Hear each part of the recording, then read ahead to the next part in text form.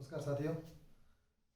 सड़क परिवहन में अपना एक लास्ट टॉपिक रह गया था, वो है भारतमाला प्रोजेक्ट। भारतमाला जो प्रोजेक्ट है ये भारत के तटवर्ती भागों में लगे हुए राज्यों की सड़कों का विकास करने के लिए उत्तरदायी है। दूसरा, सीमावर्ती जो भाग है वहाँ पर और जो छोटे बंदरगाह है इनको जोड़ने की योजना इस भारतमाला प्रोजेक्ट के तहत की गई।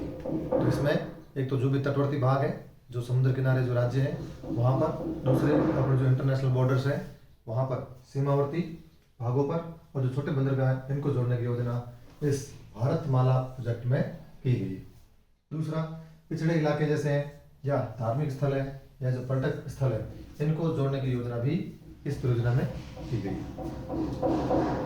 इसी के अंदर एक है सेतु भारतम परियोजना। सेतु भारतम जो परियोजना है, सेतु भारतम परियोजना इसी भारतमाला योजना के अंतर्गत है। इसमें 1500 बड़े पुल और 200 रेल ओवरब्रिज या रेल अंडरब्रिज बनाने का निर्णय इसमें किया गया है। रेल ओवरब्रिज मतलब जो रेलवे है, रेल के ऊपर से ब्रिज बनाए गए। रेल अंडरब्रिज जहाँ पर जरूरत पड़ी कि पुल, बड़े पुल की जरूरत नहीं है, वहाँ रेल के पटरियों के नीचे से पुल बनाए गए हैं। आपने देखा होगा, अगर अभी आपको रेलवे पटरी क्रॉस करने का कहीं मौका मिला है तो पूरे भारतवर्ष में योजना बड़े जोर शोर से चल रही है। पुल पटरियों के ऊपर से कहीं पुल बन रहे हैं, कहीं पटरियों के नीचे से, मतलब कहीं पर भी जो रेल क्रॉसिंग के जो भी एरियाज हैं उनको खुला नहीं छोड़ा जा रहा है। और इसमें देखें तो इसमें 900 किलोमीटर के नए घोषित जो राष्ट्रीय राजमार्ग हैं, नेशनल हाईवेज, उनके विकास के लिए जिला मुख्यालय को इनसे जोड़ा जा रहा है। ये भी इसी योजना के अंतर्गत है। यह कार्यक्रम जो है 2022 तक पूरा किया जाना था। टारगेट जो रखा गया था 2022 तक इसे पूरा करने का, लेकिन ये 2023 में भी चल रहा है। एक आर्थिक सर्वेक्षण 2015-16 के आंकड़े, पुराने आंकड़े दिए हैं एनसीईआरटी के अंदर, और उसके तहत इनने बताया कि 2022 तक इसको पूरा करना। ये है भारतमाला योजना, तटवर्ती भाग और सीमावर्ती भाग और छोटे बंदरगाह इनको जोड़ने की योजना। पिछड़े इलाके, धार्मिक स्थल और पर्यटन स्थलों को जोड़ने की योजना। इसमें एक योजना आती है सेतु भारतम परियोजना। सेतु भारतम जो परियोजना है इसके अंदर 500 बड़े पुल बनाए जा रहे हैं और 200 रेल ओवरब्रिज या रेल अंडरब्रिज बनाए जा रहे हैं। इसमें लगभग 900 किलोमीटर के जो नए घोषित किए गए राष्ट्रीय राजमार्ग, आर्थिक सर्वेक्षण 2015-16 के तहत जो राष्ट्रीय राजमार्ग 900 किलोमीटर के घोषित किए थे उनको भी जिला मुख्यालय से जोड़ने की योजना ये बनाई गई थी। 2022 तक ये टारगेट रखा गया। तो ये अपना एक छोटा टॉपिक रह गया था भारतमाला प्रोजेक्ट, इसे भी ध्यान रखना है।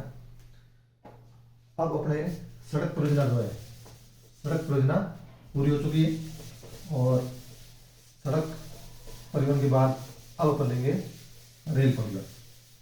रेल परिवहन जो है ये भी एक सस्ता और सुगम साधन है परिवहन का। भारत में रेलों की जो शुरुआत है वो अंग्रेजों के द्वारा की गई थी। हालांकि अंग्रेजों ने कहीं ये नहीं सोचा था कि ये भारतीय लोगों की भलाई कर दें।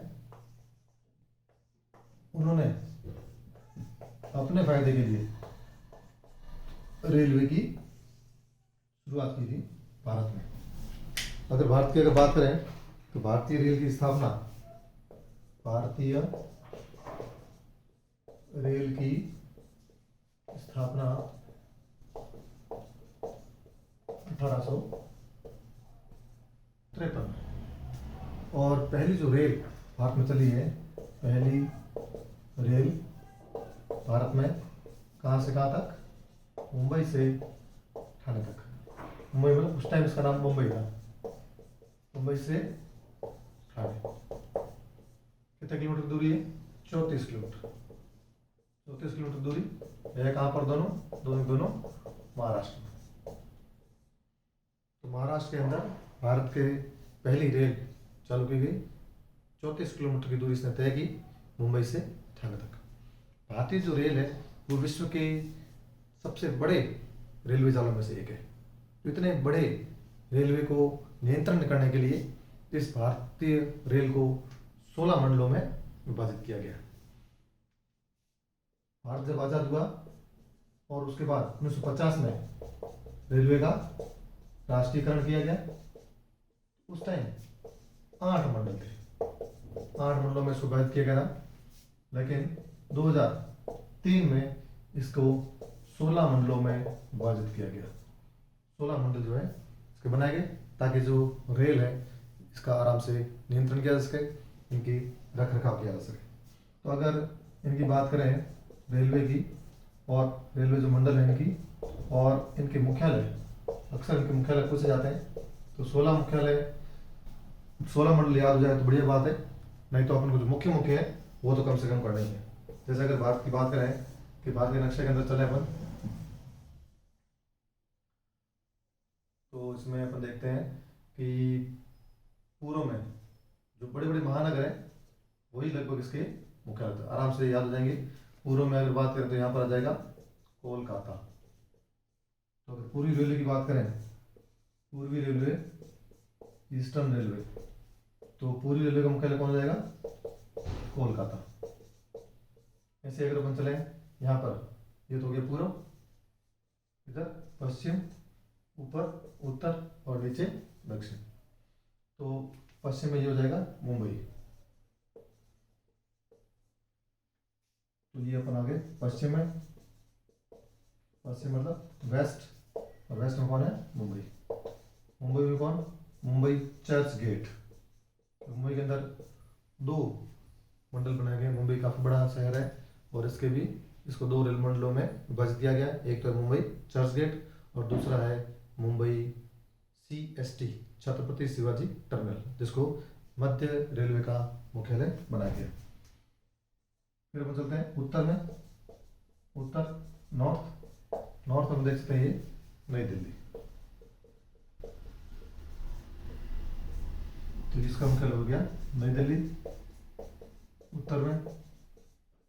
चौथा अपन देखें दक्षिण में, दक्षिण जिसको हम कहेंगे सदर्न साउथ, और साउथ के लिए कौन है? चेन्नई, तमिलनाडु की राजधानी चेन्नई। ये हो गया चेन्नई। ये हो गया पूर्व, पश्चिम, उत्तर, दक्षिण, 4 जो मुख्य दिशाओं में जो मंडल है और उनके मुख्यालय।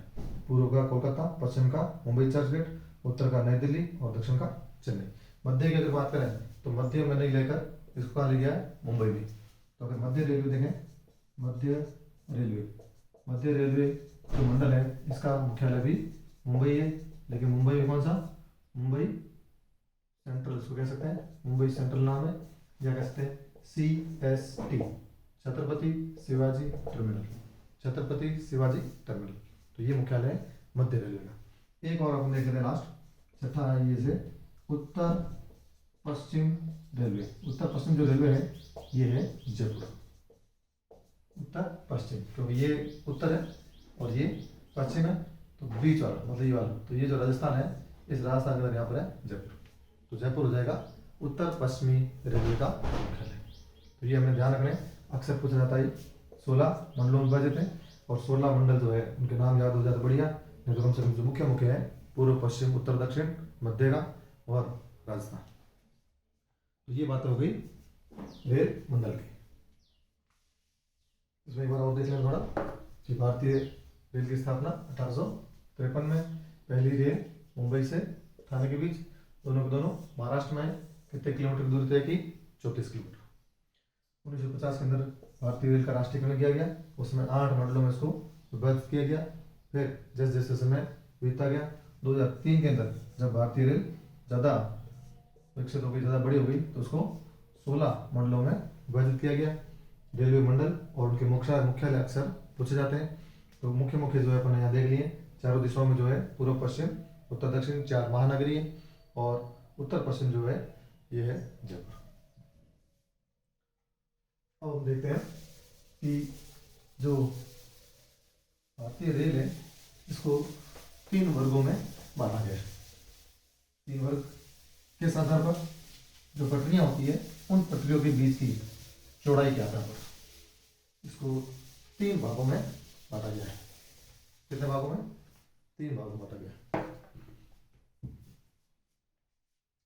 रेलवे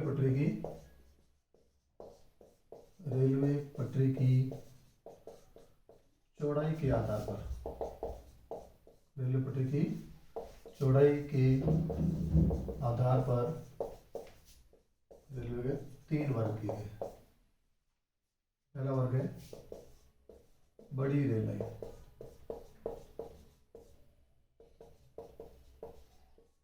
बड़ी रेल लाइन।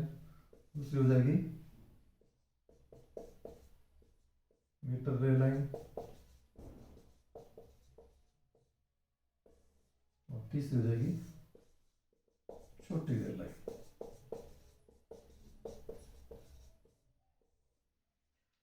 बड़ी रेल लाइन है, इसको ब्रॉड गेज भी कहते हैं। तो इंग्लिश नाम भी ध्यान रखना है, कभी कभी आपको ये भी सुनने को मिल जाता है, सीधा ही पूछ लेते हैं कि ब्रॉड गेज ये है, हो जाएगा नाम से पता चल रहा है मीटर गेज। और तीसरा जो छोटा है ये हो जाएगा नैरो, नैरो है छोटा पतला संकरा, नैरो गेज। तो ये 3 प्रकार की हो गई। बड़ी रेल में क्या होता है कि ये जो पटरियाँ होती है, जैसे पटरी है दूसरी पटरी, इन दोनों पटरियों के बीच की दूरी कितनी है इस आधार पर। अगर दोनों की पटरी के बीच की दूरी 1.61 मीटर है, तो ये जो है इसमें जो है दो पटरियों के बीच की दूरी, दो पटरियों के बीच की दूरी यदि 1.616 मीटर ये है, तो ये कहलाती है बड़ी रेल लाइन या ब्रॉड गेज। और यदि दोनों पटरियां हैं और दोनों पटरियों के बीच की दूरी कितनी है 1 मीटर ही है, तो 1 मीटर ये नाम से पता चल रहा है मीटर गेज, मीटर गेज। तो इसमें दूरी कितनी हो जाएगी 1 मीटर।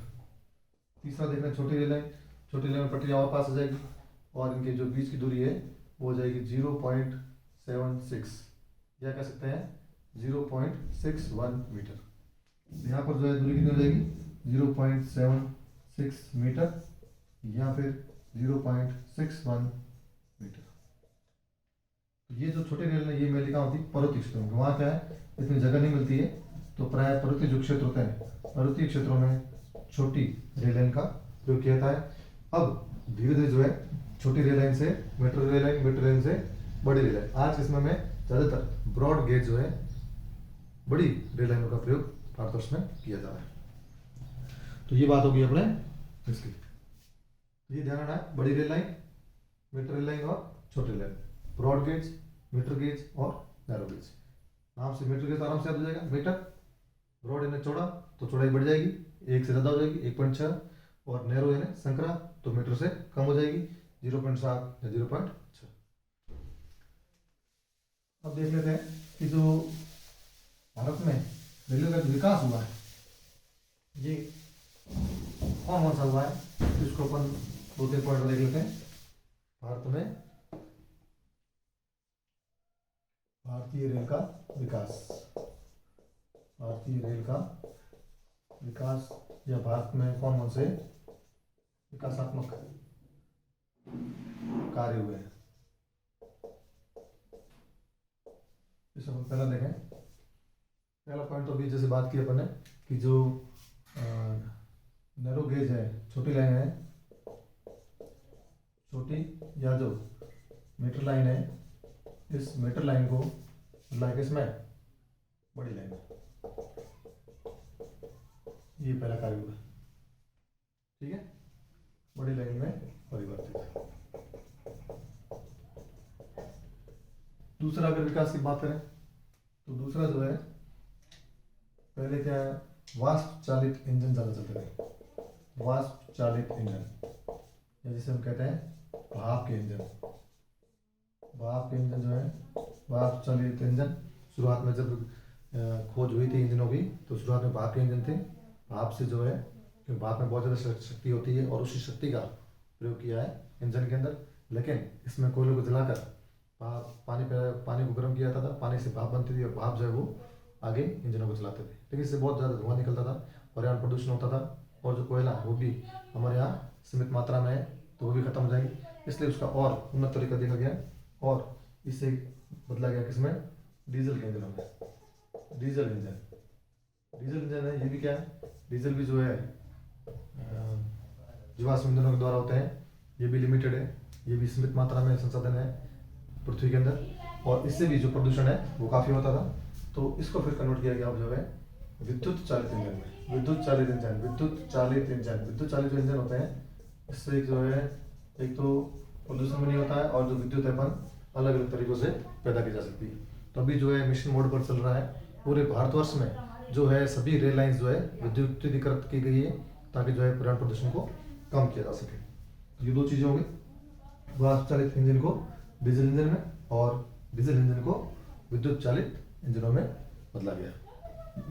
और इसमें देखें तो एक अपन और देख सकते हैं, जैसे मेट्रो रेल, मेट्रो रेल जो है ये भी अभी लगातार इसका जो विकास किया जा रहा है। शुरुआत जो है इसकी कोलकाता से की गई थी, कोलकाता में, फिर दिल्ली में, और अभी तो जो है भारत के काफ़ी शहरों में लगातार बढ़ते जा रही है इसकी संख्या। दिल्ली में, जयपुर में, अहमदाबाद में भी हुई नहीं है, लेकिन लगातार जो है मेट्रो रेलों की संख्या बढ़ाई जा रही है। इनसे क्या फायदा है? मेट्रो रेल से तो क्या है, सार्वजनिक रेल परिवहन, सार्वजनिक परिवहन को ये जो है सार्वजनिक परिवहन को बढ़ावा देता है। अगर पर्सनल गाड़ियाँ लेके जाएं तो एक तो क्या है, बहुत ज़्यादा भीड़ भाड़ हो जाती है, और जो दूसरा है इसमें पर्यावरण प्रदूषण बहुत ज़्यादा होता है। लेकिन यदि वही सुविधा यदि हमें यहाँ मिल जाए सार्वजनिक परिवहन की, तो मेट्रो रेल के अंदर क्या है, बहुत ज़्यादा यात्री एक साथ एक जगह से दूसरी जा सकते हैं। दूसरी ये क्या है, पुल के ऊपर से अंडरग्राउंड जाती है, इसके फिक्स स्टेशन होते हैं, तो ये बहुत जल्दी जो यात्री है उनको अपने गंतव्य तक छोड़ देती है। तो जो बड़े बड़े शहर हैं, बड़े बड़े शहरों में इन यात्रियों के लिए ये बहुत ही सुविधाजनक हो गया है। दूसरा फायदा इसका क्या हुआ है, पर्यावरण प्रदूषण को भी इसने कम किया। पर्यावरण प्रदूषण जो है वो भी जो है इससे कम हुआ है, क्योंकि मेट्रो ट्रेन जो है ये ज़्यादातर विद्युत चालित ही है, तो पर्यावरण प्रदूषण भी कम हुआ है और जो परिवहन प्रणाली है उसको भी दूर किया। तो इसने जो एक तरह से जो है परिवहन प्रणाली में जो है क्रांति ला दी है। तो ये बात अपनी हो गई रेल परिवहन की। तो हमें ध्यान रखना है कि रेल परिवहन जो है भारत के लिए किस प्रकार से लाभदायक सिद्ध हुआ है। हालांकि ब्रिटिशर्स जो थे उन्होंने भारतीय संसाधनों को, उसके भारत अपने जो संसाधन है उनको शोषित करने के लिए इन्होंने यहाँ पर रेल लाइन लाई थी। वहाँ जो बड़े बड़े बागान थे या जो उनकी छावनियाँ थी और जो दूसरे शहर थे उनकी कनेक्टिविटी बढ़ाने के लिए उन्होंने रेल लाइन की स्थापना की थी। लेकिन भारत आज़ाद होने के बाद में भारतीय सरकार ने ये जो रेल लाइन है इसको सीमित क्षेत्र तक नहीं रखकर सभी क्षेत्रों तक इसको बढ़ा दिया गया, और आज जो है भारतीय रेलवे विश्व के सबसे बड़े रेलवे जोनों में से आता है। तो आज अपने ये हो गया अपने रेल परिवहन। आगे की बात अपन नेक्स्ट वीडियो में करेंगे। Thank you.